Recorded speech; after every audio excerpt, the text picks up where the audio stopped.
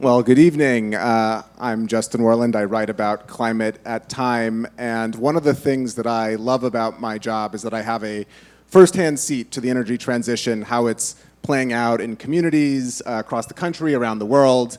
$2 trillion will be spent on clean energy this year, according to the IEA. Dr. Burrell can correct me if I'm wrong. And this session is called The Green Economy is Already Here for that reason exactly. And so we're going to dig into the challenges, the opportunities in the green transition with this really incredible panel. I can't imagine a better group. And so Secretary Granholm, I want to start with you. You have deployed billions upon billions of dollars in the Department of Energy. You've reorganized the agency. Or the department, I should say. But could you just give us a sense of where the U.S. is in the energy transition, from your vantage point? Absolutely. It's a good news story. Since the passage of the Bipartisan Infrastructure Law and the Inflation Reduction Act, we have seen incredible amount of investment. That trillion, would you say 2 trillion, 3 trillion? 2 trillion. $500 billion of that is in the United States that we have seen invested in this clean energy economy. We have seen, and this, I say this, I'm the former governor of Michigan, and I was governor at a time when we saw a lot of manufacturing leave. And this investment in the United States from the Inflation Reduction Act has made the U.S. irresistible for manufacturing the clean energy products that are going to get us to the goal of 100% clean electricity on the grid by 2035 and net zero by 2050. Over 800 factories have announced just in the past 2 years that they are coming or expanding in the United States. Over 800. That's in pockets of the country that had been left behind.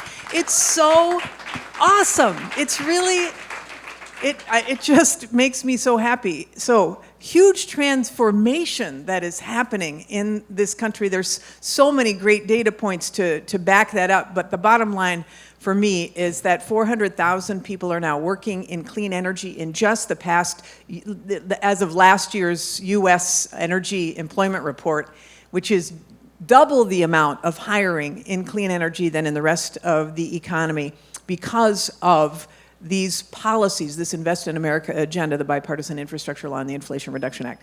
It's going so well.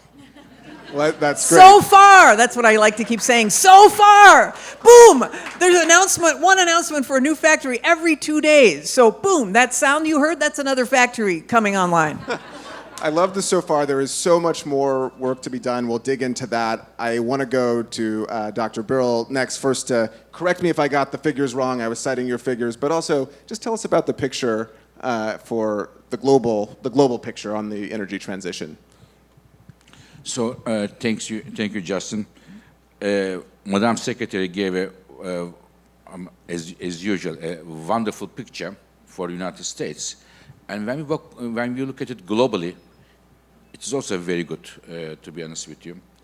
Justin, you know me, I give numbers always. I am sorry for that, but 3 numbers to show you how strong the clean energy transition around the world is going. Number 1. Electricity generation. This is the most important part of our energy system. This year, around the world, so many new power plants are built. Everywhere. Asia, Latin America, Europe, Americas, and everywhere. Of all the new power plants built in the world this year, 85% are renewables. 5% nuclear, and only 10% fossil fuels. So 85%, big number, and out of this 85, the biggest share is solar, followed by wind. This is number 1. Second, 4 years ago, 1 out of 25 cars sold in the world was electric. So 1 out of 25, 4 years ago, and this year, 1 out of 5 cars sold is electric, and it is going. And from a cost competitiveness point of view, electric cars are soon catching up with the internal combustion, the normal cars we are seeing in the world. This is the second. And third one is the number that you mentioned. This is the most exciting one. At the IEA, we look at the entire budget of the global energy system. Oil, gas, pipelines, refineries, solar, wind, everything. What is the budget of the entire global energy sector? 10 years ago, it was $2 trillion, 1 trillion for clean energy, 1 for fossil fuel, so 1 to 1. And this year, it is 3 trillion, fossil is still 1, and clean energy went from 1 to 2 trillion. This is amazing, $2 trillion, and it is a very good news. Is it in line with catching up with our climate targets? Not yet, but very good steps are made. And the US, congratulations, Madam Secretary. Inflation Reduction Act is an amazing one, not only for the climate change, but also for the jobs and for the weight of United States in the global manufacturing industry. So I think it's a very well done job. Well, thank you, Fatih. We'll pick up on some of those themes in just a minute, but Ignacio, I want to go to you. We heard a bit about the rising supply of renewables, also some of the demand, with electric vehicles. Of course, one of the big energy themes this year is the challenge of rising demand, whether that's from data centers, electrification of all sorts of things. I wondered if you could just give your sense about how concerned we should be about this, but also the opportunity that comes to build renewables to meet this demand. So, I think something which we've been involved in energy transitions in the last 25 years. So I think 25 years ago, we decided to close all our coal and oil power plants. We have invested close to $200 billion during this period. So it makes ourselves the largest European market cap company in utilities and the second or the third largest worldwide. So it means energy transition is not bad for the shareholders, first thing. The second one is when we talk about energy transition, but that thing is the consequence. But I think there are many things which is in between. You mentioned industry. So a big industry has been created as a consequence of that one. A lot of technology has been developed. I think when we started installing wind turbines, the standard turbine was between 400 and 800 kilowatts.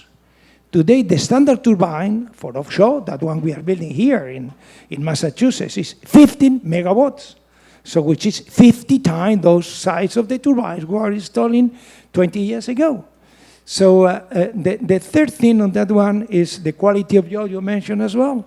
So means, and the last one is competitiveness. I was saying to the secretary before, so the fossil fuels, you cannot guarantee a price for 20 years. Renewables, we can guarantee a price for 20 years because we have not variable cost. So today, when we are comparing what is the competitiveness, and that is the reason why FATIT is expanding so much, is because renewables are more competitive than others. Because it's not a question of an existing old power plant which is burning coal or burning gas or whatever. It's a new one with a new one. You have to make a choice. When you have to make a choice what to build, a new renewable, doesn't matter, solar, wind, onshore or offshore, or an fossil fuels, coal, or gas of oil power plant. And you compare, you said, the capex, the investment per megawatt is cheaper, the renewable than other. The operation and maintenance cost is lower and has not variable cost. They don't need any fuel for burning that one. That's why I think the expansion is becoming so much because it's cheaper, it's cleaner, it's more convenient, and can guarantee a price for longer periods of time. So that's why that is the success. It's not only because we are trying and looking for making a better world. We are looking for having a better world, but as well because it's good for the economy. And I can tell you that exactly what we have already had in our company. We were a company number 25 or whatever in the world, or 30 in the world, and now we are the first or the second. Why? Because our shareholders are benefiting of the advantage of those things. So it means it's a win-win thing. And that is what America is making. So in America, the IRA is helping precisely in this direction.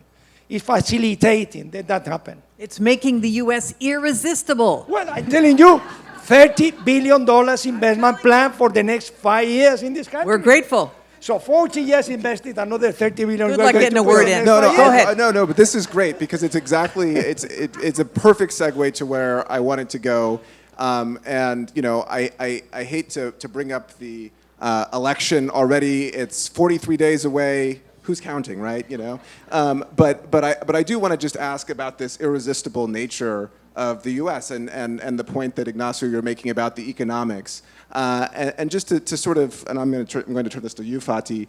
Can you think out forward? You know, we have two. Don't put me in the middle of the U.S. elections, please. Well, no. It's not. I am an innocent man. I'm so. using this as a peg to ask you. Think forward in two very different scenarios, but still the economics are good. So give us a sense of what the future might hold.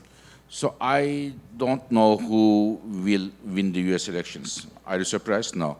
So this is. But he is a real political junkie. Can I say Yes. that?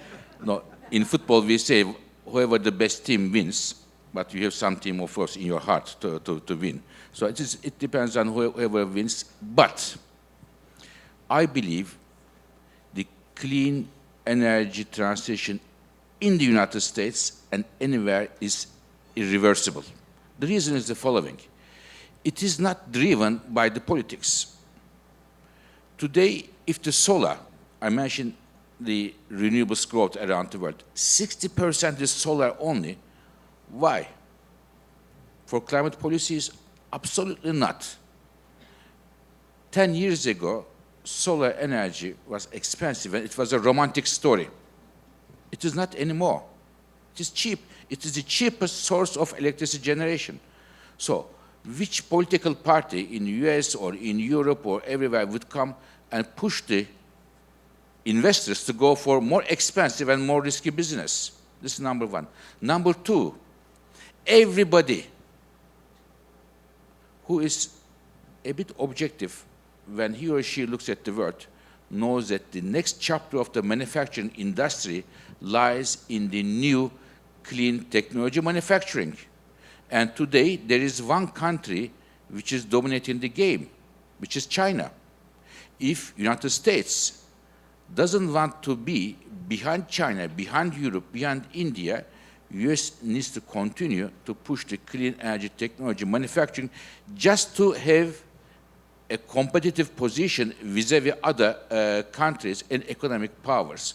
So I can go and go and go, and therefore I believe, of course, in the US and other countries, if there's a change in the political landscape, it can slow down or accelerate the clean energy transition. But for me, direction is very clear, driven by the economic reasons, industrial policies, and also for energy security. So for these reasons, I believe it will not change the direction of travel in the United States or anywhere. It is irreversible. So Secretary Granholm, I just want to ask a follow-up here. Obviously, you're here with your government hat. You're not going to comment on politics, but I am curious, how durable do you think the Inflation Reduction Act is? And then how is the agency done at actually deploying the money that it's been given? Yeah, thanks for asking that, because this notion of irreversibility or inexorable, that it will continue, I think is really important. Our modelers show that by 2030, 80% of our electric grid will be clean, will be zero carbon emitting. We know that this year alone, and this is just to make the point about this hockey stick, about how much power we are generating on the clean side, to build off of what Fatih said.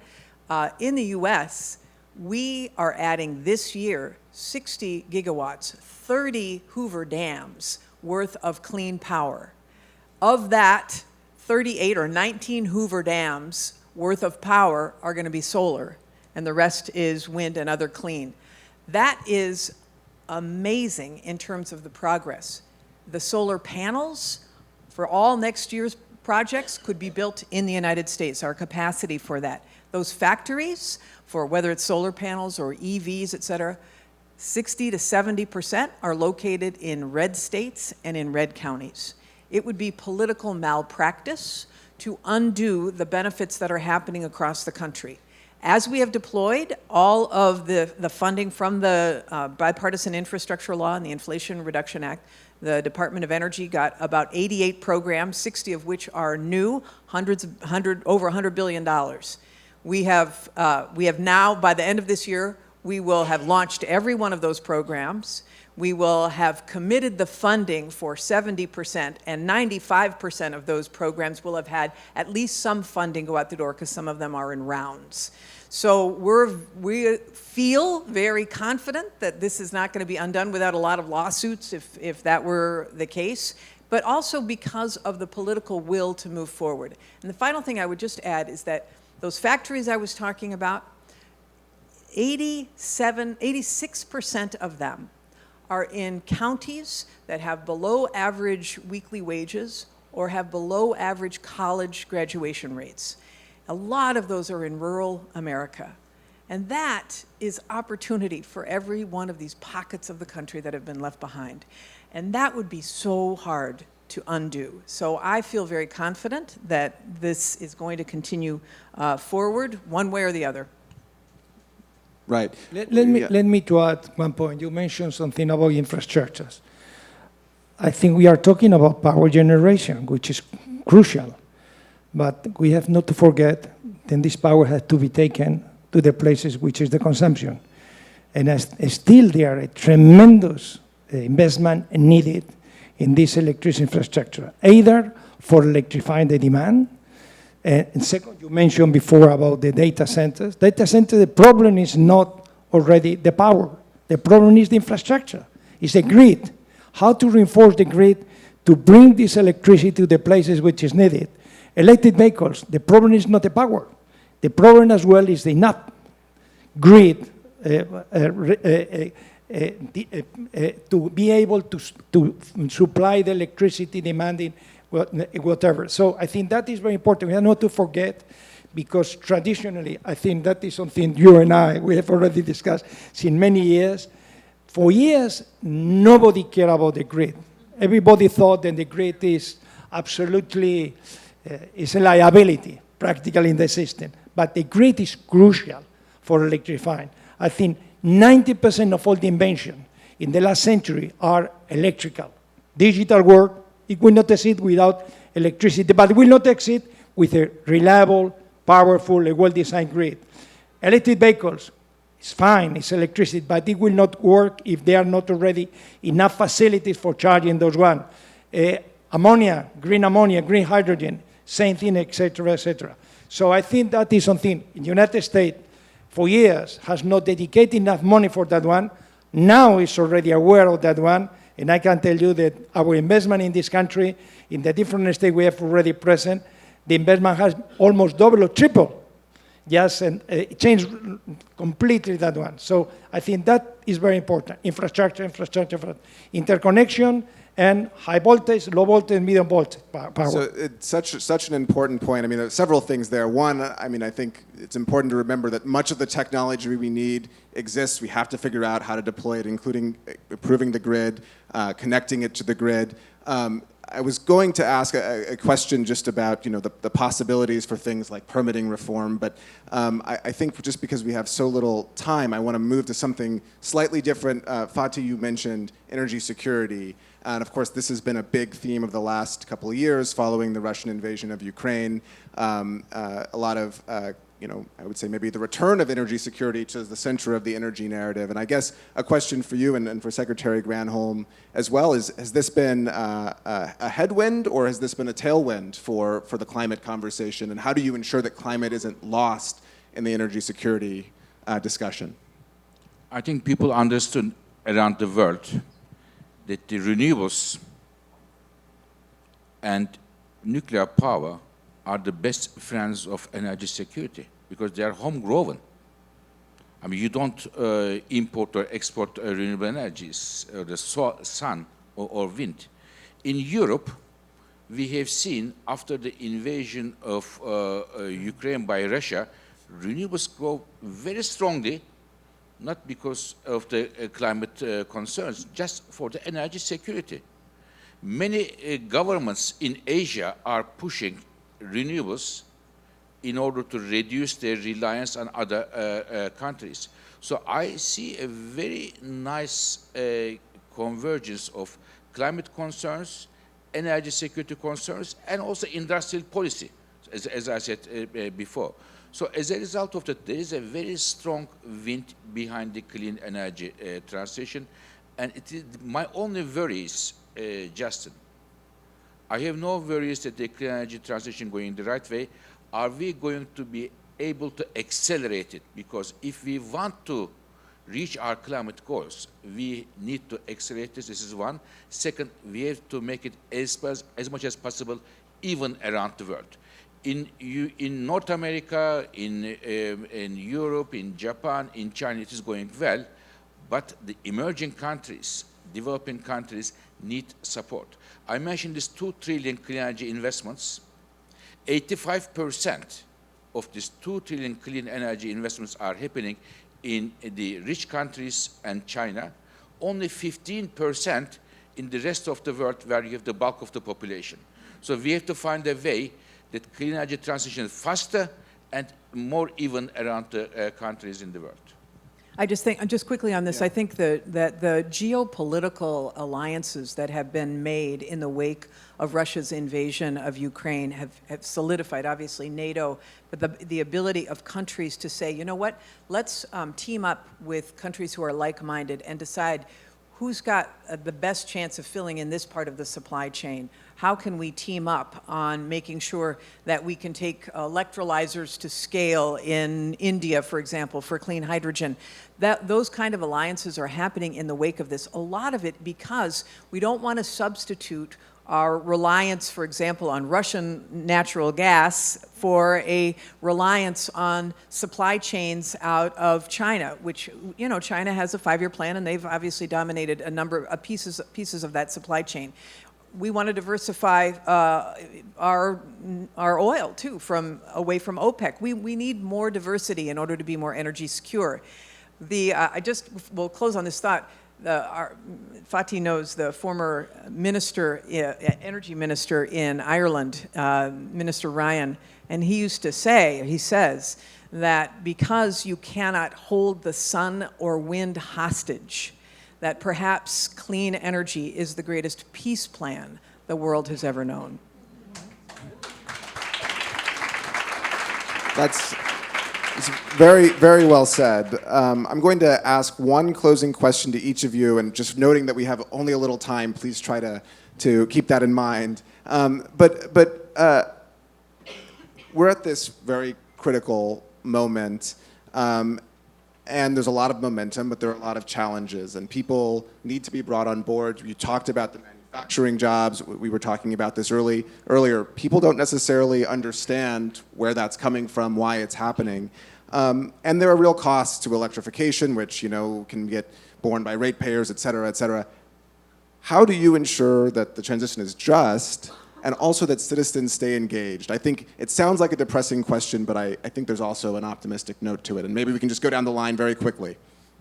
One of the things that we're doing is making sure that in all the grants that we issue, we enter into community benefits plans to make sure that the communities are at the table. So, to a company, how are you supplying local jobs? What are you doing to benefit the community in the way that they want? Community benefits plans are an important piece of our strategy to ensure that all of America benefits from this, in addition to the extra incentives that are in the Inflation Reduction Act for companies for developers locating in communities that are disadvantaged or rural and who don't otherwise have a chance. It's embedded equity in the system, and that, I think, is very good for America. So, I think in 2 words, I think we have the technology, we have already the industry, we are willing to invest, and what we need is stable, predictable regulation and rule of law, and helping to us to do what we are willing to do. So I think there are not any reason why we cannot already provide electricity, clean electricity, than the world requires. Only is everybody have to do their job. And Justin, if I may, I want to emphasize this just transition thing. And if I may, just one thing on Africa, I want to say. We talk about the US. I know why we are in front of an important date. So I mentioned the solar is the cheapest source of electricity generation. And 40% of the global solar radiation comes to sub-Saharan Africa. Fact number one. Fact number two, in Africa, sub-Saharan Africa today, still 1 out of 2 persons have no access to electricity. And fact number three, the amount of solar electricity generation in entire sub-Saharan Africa is less than solar electricity generated in Belgium. Think about the global map. The size of Belgium, it's an important country but small, and the sub-Saharan Africa, and people are suffering, having no access to electricity. It is really unfair. And therefore, there is is a very important one. It's a just energy transition. It is for everybody, not only for the rich ones. Well, thank you. Thank you to this excellent panel. I take away competition, economics, just transition. Thank you again.